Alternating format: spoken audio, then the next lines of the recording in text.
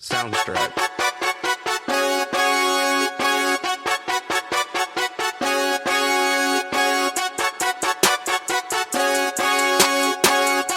Soundstripe.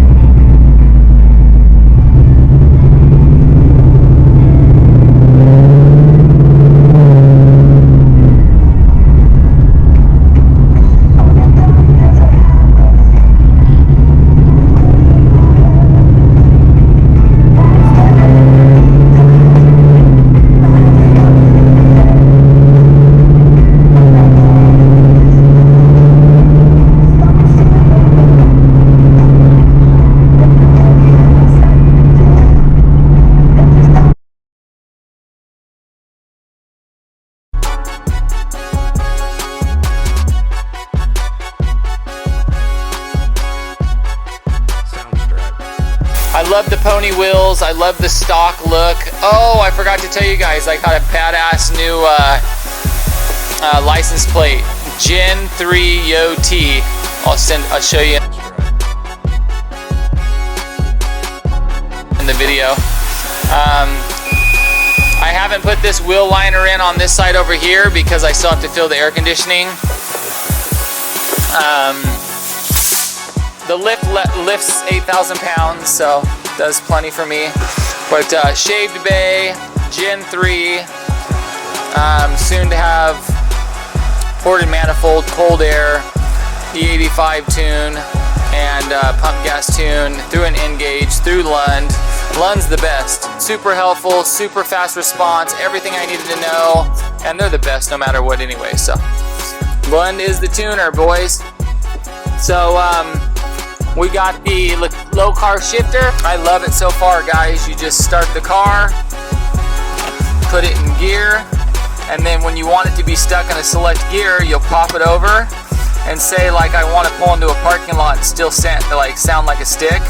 I can downshift it into whatever gear I'm in and it'll hold. Whoa! So it's like you're a stick again, and then when you let off the gas, it'll shift. So the lokar shifter's dope. I was gonna do the 417 Fox thing, but I don't want to cut up my dash, man.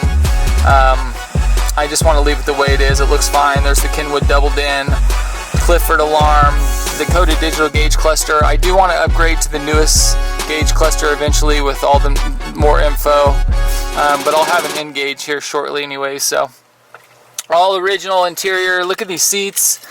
An interior. Look at that. Just money. There's guys on there selling these seats for like $4,000. I'm like, fuck. But they are very, very nice. No holes, no problems. All of my Dakota digital gauge cluster boxes and everything I hid underneath this seat here. So I ran all the wiring with TechFlex and it's underneath the seat. So, oh, drag radial. I'm gonna get a 275/40 17 Mickey Thompson R. And then Maximum Motorsports said, whatever you do, put a front sway bar on the car. So I've got to somehow figure out how to get a front sway bar on it, and then upgrade the rear sway bar, and yeah, paint the body kit. It looks amazing in camera and pictures and everything, but the front's a little faded.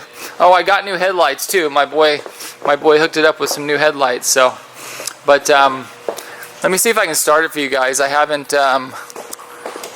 started it in like literally 2 weeks, so I don't even know if it'll start. It started.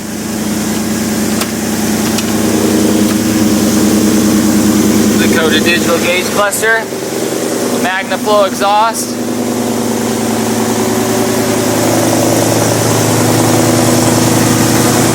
GEN3YOT.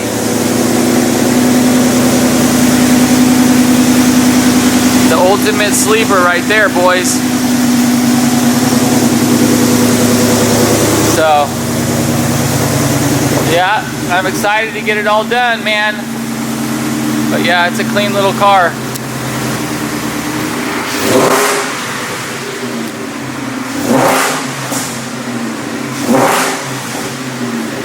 Rubs up nice and smooth. Car idles like butter. Fans work perfect through the Bluetooth controller. So now it's just on the home stretch, guys, getting all the small things finished, putting a tire on it, getting the disc brakes. Woo! Okay, so yes, suspension still needs to get done, but what we're doing for the stereo, I come from car audio. I was born and raised in a stereo store. My dad owned one my whole entire life. I just got out of the industry because it's not what it used to be. We're going to do a hybrid audio front stage, Legato L6 SC in the door, L4 SC in the dash, and an L1 V2 for a tweeter. You want to always run a 4-inch in these if you can. The 6s will play from 60 hertz to about 200 hertz. The 4-inch will play about 200, 250 to 10K, and the tweeters will play 10K and up. All ran actively through a Moscone processor. The Moscone processor has 8 volts of output, so the higher the voltage, the less gain we have to use. We're going to run 3 JL Audio amplifiers, HD amps, 2 600/4s, 1 bridged just to the mid bass. That's 300 watts to each mid bass. I would rather put the mid bass in kicks vented to the outside of the car, but we're going to have to put them in the doors, which is going to be a lot of sound deadening. And then we're going to do the 4-inch in the dash, and then I will build something so that they are imaged well. That's why you run no passive crossovers and you run active, so you can tune the vehicle. Besides the amplification, we're running a 1200/1 to the sub. We're running a 12W7 a 10W7, excuse me, for my sub output. I've loved hatchbacks my whole life because I was from car audio. Notchbacks are beautiful cars, but you can never make them sound like a hatchback. For rear fill, we'll do Focal rear fill. And we have, like I said, Stinger fans to keep it cool, and plenty of amperage to keep it going. So we'll sound deaden the whole entire car. And then the best RCAs from JL Audio, the best power wire money can buy, and the best equipment. So, and then obviously it's all about tuning. You tune it just like you would a home theater. And so we'll get it to image well. So the singer's in the middle, the drummer's behind that. You should never hear bass behind you. And because the Coyote is so quiet, especially at idle, it'll sound great and rock. So we got AC and a killer stereo, and that's basically the system that I'm going to do for the car.